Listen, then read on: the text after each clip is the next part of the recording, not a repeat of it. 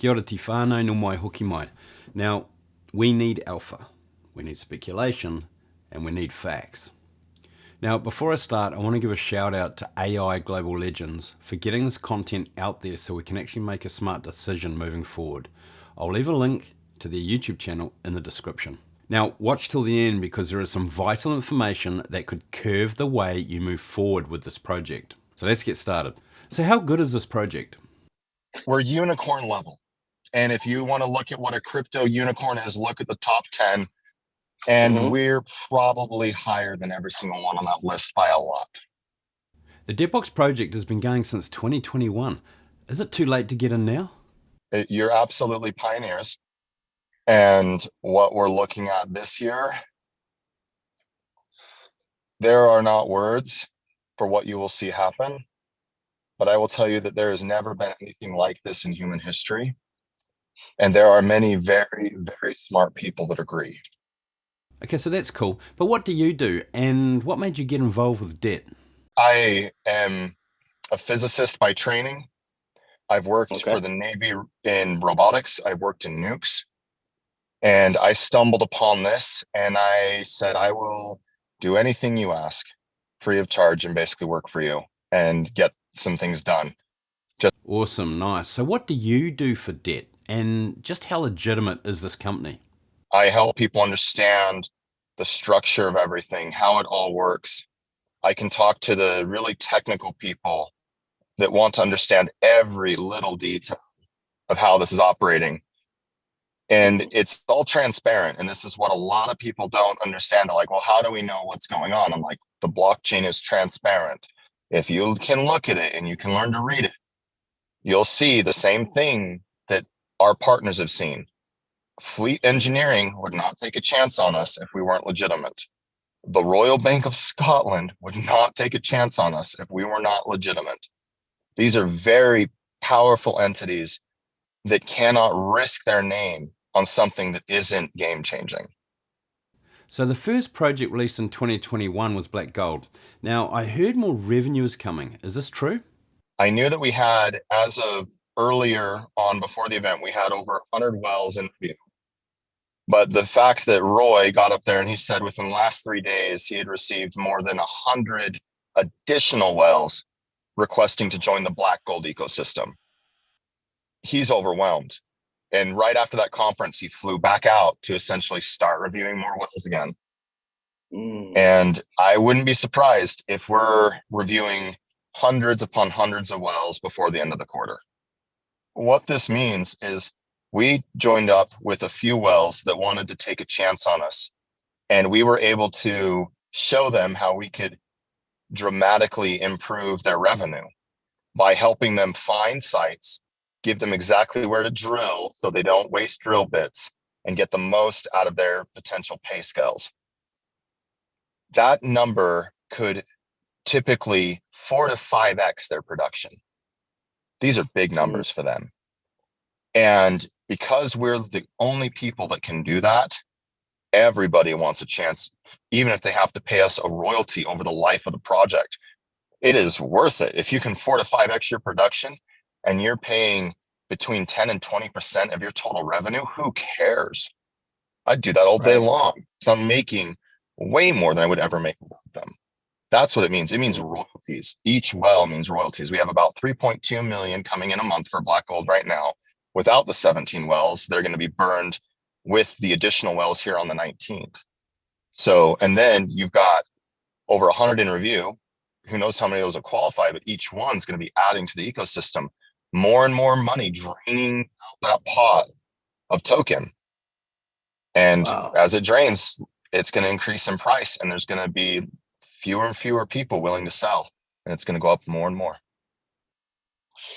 What about the natural gas project, NatG? Natural gas as well, and we have the site in Ghana is unheardably large. In terms of surveying, you cannot quantify how much they found. Saying trillions of dollars doesn't calculate it. Decentralization is important. Is debt decentralized? Decentralized, yes. The blockchain, everything is decentralized. There's no profit center. Even Jason, Jake, Roy, Shad, the people that are the debt council members, They don't take a salary. They are doing the exact same thing everyone else is doing. They're paying MSRP for their licenses. The way that I would say that we want to improve decentralization is we want to continue to have hosting opportunities beyond VBOX, beyond hosting through DEBTBOX. We're providing that right now to help people, because to think about suitability and proper education, we want to make sure people are learning how to do hosting. Most people don't have the crypto education to do a lot of this, as we found with, unfortunately, people not even being confident with 2FA. There are a limited number of VBOXs available. Let's put it that way. And once they're gone, they're gone. So you'll have to host somewhere else to ensure people are decentralizing. Because we don't want to be all on one server system. That puts the ecosystem at risk. Now, here's something you need to understand, though. Our servers are highly secure, for one. And number two, no one is going to target your hosting service because there's no value in it. They're going to target your wallet. Use 2FA and you have nothing to worry about. Don't reuse passwords and you have nothing to worry about. Has a DEBTBOX project ever been hacked? No, there have been no breaches at DEBTBOX at all. We've been audited by some very high-level cybersecurity folks, and we've come up with a clean checklist. We have nothing to worry about. And yes, we did our due diligence to make sure that everything on our end was covered. Now, people are always worried about the SEC and if the token is a security. We have seen many projects targeted by the SEC. Can you share any info on this? I do have some information on that. We were actually audited by the SEC last summer to ensure that everything we were doing was on the level. And the SEC gave us the thumbs up and said, hey, keep doing what you're doing because you're not violating our guidelines and how we do things. And as long as you do that, that's great. And we don't want to be regulated by the SEC ideally, because we want to be seen as a commodity. Because when you fall underneath SEC regulations, they have to dip their hand in all the honeypots, so to speak. And that's not fun for anybody. So we are currently classifying ourselves as software licenses. And that's why you have to be careful with your word choice. You don't use things like equity because you don't have equity. You don't have a share, but you do have an amazing opportunity to benefit from being a validator of this ecosystem and collecting royalties as projects organically add on to it. There is nothing else out there like this in the entire world. We are the first, and we are literally making waves in the entire marketplace. So I'm assuming you need to know always about what regulations you need to be aware of, correct? We do. We follow a lot of regulations. We have actually a staff of SEC-related lawyers and very advanced crypto lawyers guiding a lot of our decisions and how they present all marketing material, how we present everything. This is a big deal. This is not a meme coin. You can't throw around statements. You have to be careful because we're creating something real that a lot of people are going to want to get their hands on. The Explorer project, XBLR, with the scanning technology that can find any resource on the periodic table. How good is this tech? What I would say is I know a little bit about physics and technology. And what we have with Explore is truly unique. There is nothing out there that comes remotely close to what we're doing with that technology. And our ability to locate a resource and pinpoint it is out of this world. And that is by itself something that if they did not want to use the blockchain would make the owners of it probably worth hundreds of billions with their ability to impact industry. And with what we're doing, you are literally looking at a multi-trillion-dollar ecosystem under development. We can send a satellite, we can do a scan, we charge, several $1 million for that scan. And that's nice. And I'll tell you right now, our profit margins on it are a lot higher than several 100%. So it used to cost us about $90,000 per kilometer to scan when we were using Google satellites. Using our stuff with our fleet partnership, we're only looking at about $9,000 a scan per kilometer. That's really good numbers.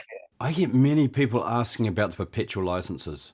With the halvings, can't the tokens eventually run out? How long do you reckon they will actually last? Now you're like, well, how long will this really last? I'm like, hey, this is where people struggle with this, but it will last perpetually. It really will. And you're like, how? Because the decimals get so small. I'm like, decimals are just decimal places. You can move the number over.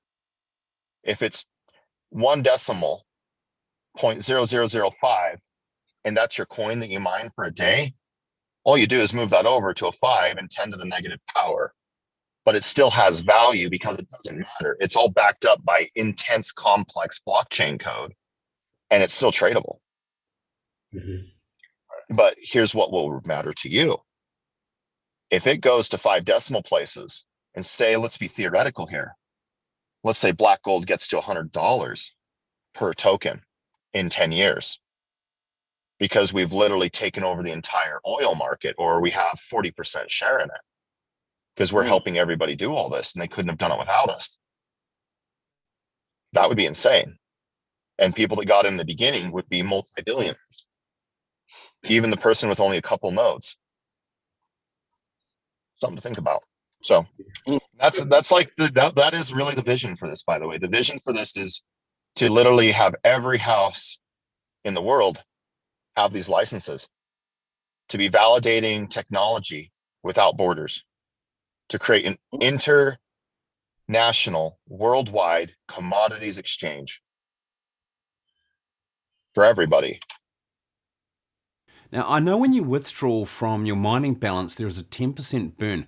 Why is this important? It does do a 10% burn, and that does move things around. That 10% burn is going to come out no matter what. There's nothing you can do about it, because that's just the way the smart contracts are built. And there's a really good reason for that. It prevents people from gaming the market. You can't round robin trade the same token to impact price and fake a pump, because you'll just run out of token. Which is really important. We've learned in watching the crypto space over the last several years. DEP projects are like Bitcoin, correct? They are proof of work?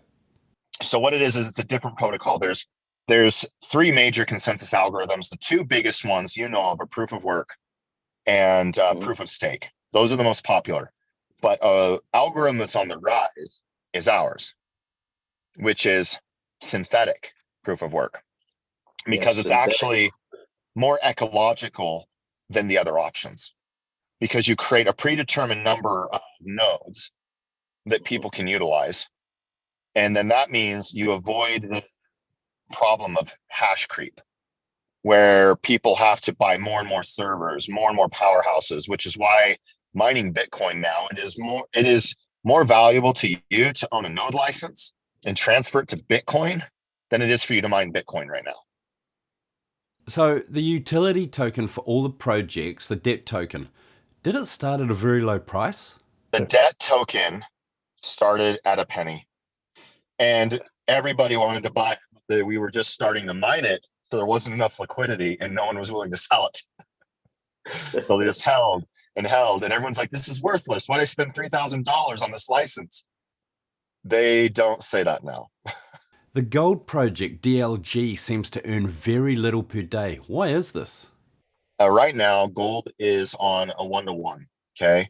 Meaning as we mint gold from the mine and get it to international exchange, we allow the token to be minted.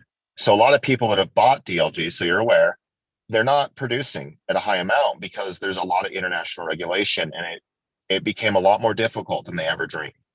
So what they're doing is they're actually redoing the contract, and we're making it inflationary and deflationary. And this was voted on by all the DLG node holders. They voted 100% unanimous to change it to this. And here's the key here. You're looking at a project where we have lots of gold to sell and lots of people that have been in it. And what I'm trying to say is the licenses are still very cheap. And once that new contract comes out, they're going to disappear pretty fast, because we have a lot of gold that we need to sell, and we have some very interested buyers, is the way I'll put it for now. And I wish I could say more, but I don't want to be shot. So it's a good project, and it's a sleeper. And actually, right after these licenses hit here and the prices start going up on BLOX and Bev, I'm going to be telling people like, look, you should probably be getting some DLG, because I'm pretty sure once that contract hits here in the next month or so, you're not going to have a chance to get it. I own Illume and the XBLR licenses, and the token price doesn't concern me because I know we are only in the beginning of the journey. But there are people here and there that mention the drop in prices. What are your thoughts on this? Aluminum's done really well on the back end. Yeah. They hit aluminum deposits really early on, and it's got royalties. They've hit 2 deposits. They hit all their thresholds, and it's bringing in substantial amounts. The key with some of the token prices, and you guys have to understand this, is when we do the rentals, it pulls the price down temporarily on everything. And that's because a lot of our people that are not as fortunate as us, that live in other countries that are developing, they're more concerned about eating than having a portfolio. So if they can scrimp 3 months savings to buy a rental license and then even make $50 on that, like if they get to 300, that's astronomical for them, and they're going to spend it. So that puts buying pressure on. But I'll tell you right now, aluminum and Explore without the rentals would both probably be sitting at more of the 4 to 5 cent range, is my assumption with how much we have. Just so you know, they're both doing really, really well. And I love Alum. It's a great project. I own quite a few licenses in it. I went more heavy on Explore because I'm a scientist and I just love technology. But Alum's a beautiful project. One of the new projects, Bev, seems to be very popular. Can you tell us a bit more about Bev? Bev, a few things you want to know is we've already got $40 million of contracts in place, and we've got locations for distribution. We figure about 30 days before their current inventory is out, and then our inventory with powered by DEBTBOX starts to go out, and we're looking at 16 million products. Man, that's some cheap advertising just to start, you know. And then the guy running it, his name's Ryan Bowen. He's good in beverage. He just sold his company for 350 mil. He's very successful, very good at this kind of thing.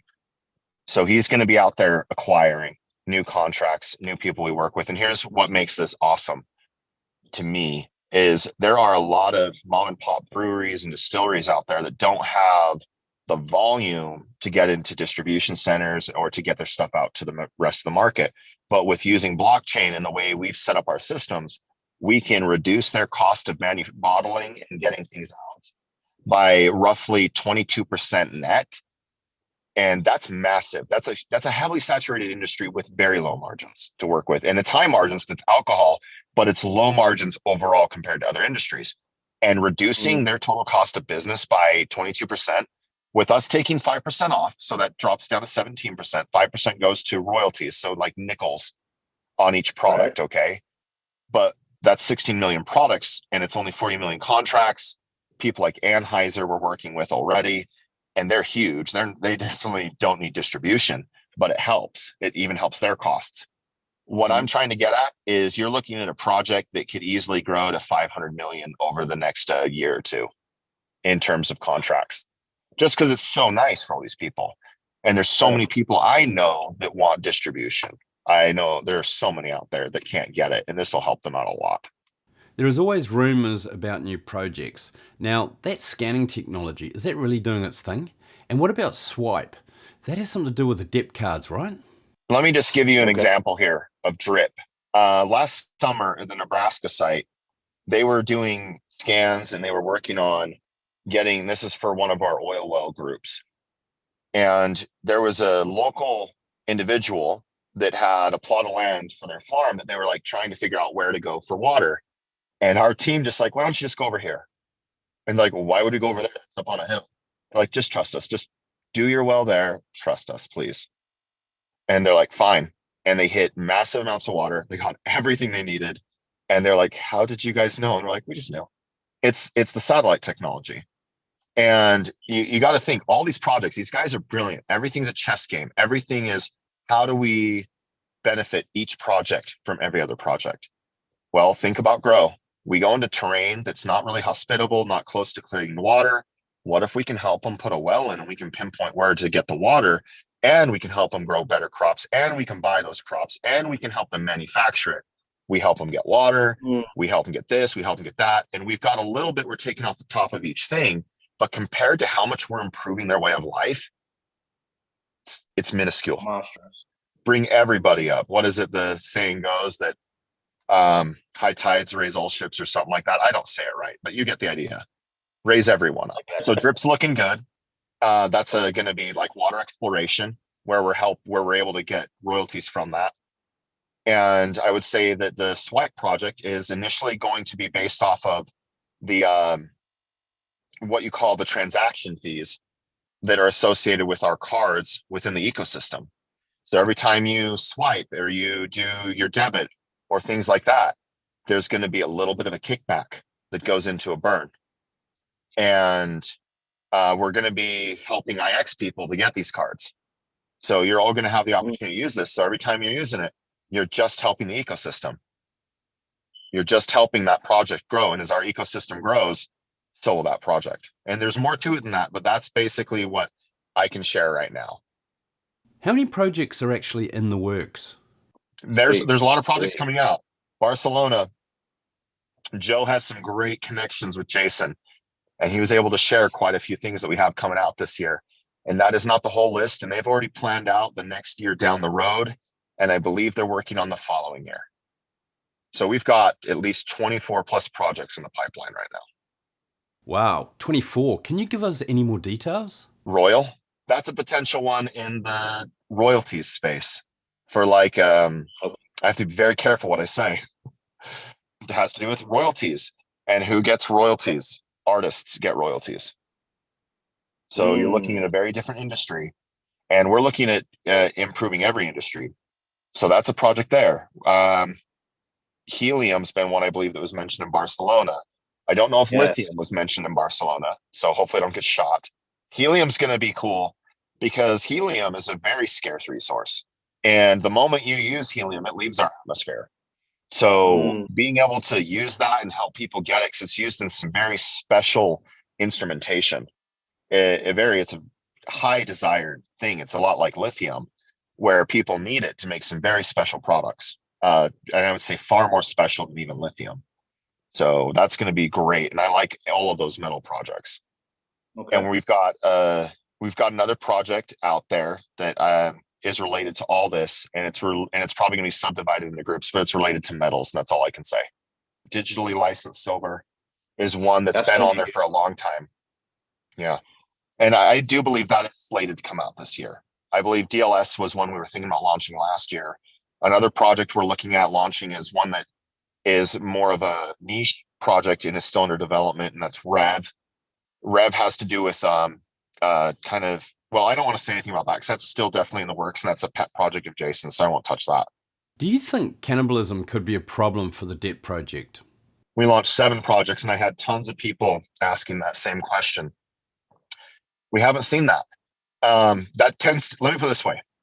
It makes us upset who are currently in the project, who have put all of our funds into the project, and we know there's 2 coming out in 60 days. Because like, well, how am I going to get more money for that? I'm like, you're going to hustle. Because it's not going to cannibalize. It's just going to lead to diversification.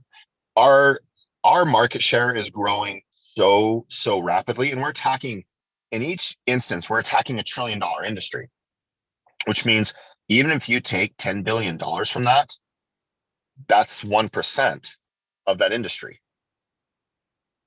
That's minuscule. That's something to think about. If you even take 1% of the entire industry, you've already created $1 billion firm. And we have lots of ways to do cost savings because we know how to use blockchain properly, unlike a lot of people are doing. And I don't mean that in a rude way. It's just we have a lot of enthusiasts versus engineers and industrial people trying to use it because they're old school. They don't think technology, and we're showing them how. So you won't see cannibalization, in my opinion, on this. And I haven't seen cannibalization on this. I've just seen people frustrated that they can't buy as many licenses, but other people buy those licenses. Right. So this comes up a lot. What are your thoughts on people buying tokens rather than mining them? I came from the mining space, and historically, it is actually more profitable to buy tokens than it is to mine. But you're not dealing with proof of work. You're dealing with synthetic proof of work.